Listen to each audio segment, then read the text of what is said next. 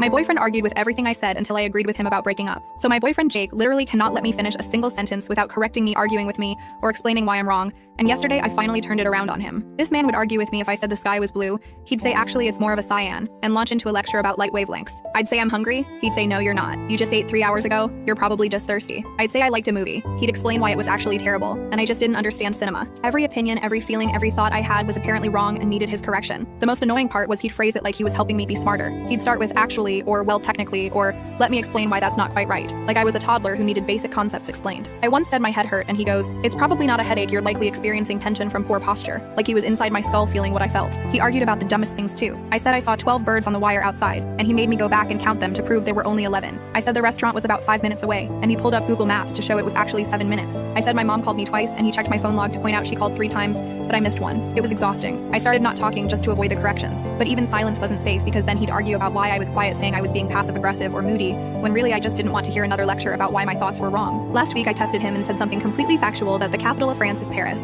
and he goes, well actually it depends on what you mean by capital, because historically there were different administrative regions, and went on for 10 minutes. He couldn't even let me have Paris. The breaking point was building for weeks. Every time he corrected me I'd just say okay, but I was keeping track. 73 corrections in 1 week. 73 times he felt the need to explain why I was wrong about something, including my own feelings and experiences. I started writing them all down in my phone with timestamps and everything. Then yesterday we're at his friend's birthday party, and I'm telling a story about my coworker. I said she was about 30 years old, and Jake immediately goes, actually she's 32, I looked her up on LinkedIn in front of everyone. His friend Tom goes, dude, why do you know her exact age? That's weird. And Jake starts arguing with